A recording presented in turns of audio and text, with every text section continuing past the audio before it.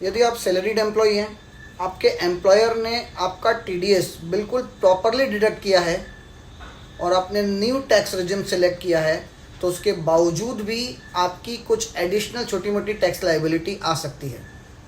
यदि आपने new tax regime select किया है तो आपका सेविंग बैंक का इंटरेस्ट तो एटलीस्ट आ ही रहा होगा, तो इस सेविंग बैंक के इंटरेस्ट पर भी आपको इनकम टैक्स पे करना पड़ेगा। देखिए, जब आप ओल्ड टैक्स रेजिम में अपना रिटर्न फाइल करते थे तो उस केस में सेविंग बैंक के इंटरेस्ट का 10,000 रुपये तक का डिडक्शन सेक्शन 80 TTA में मिल जाया करता था। लेकिन न्यू टैक्स रेजिम में इस तरह का कोई डिडक्शन आपको मिलने वाला नहीं है।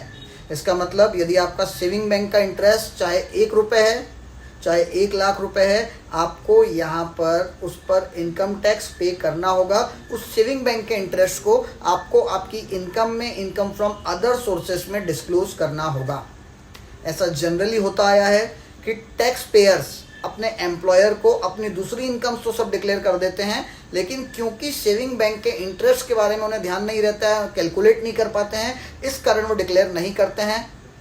तो अभी यदि आपने अपने एम्प्लॉयर को सेविंग बैंक का इंटरेस्ट डिक्लेयर नहीं किया है तो ध्यान रखें, जब आप ITR फाइल करेंगे तो आपको सेविंग बैंक के इंटरेस्ट पर एडिशनल इनकम टैक्स भरना ही पड़ेगा यदि आपने न्यू टैक्स रेजिम सिलेक्ट किया है। तो ओल्ड टैक्स रेजिम में उसका ऑटोमेटिक डिडक्शन 80 TTA में मिल जाता है।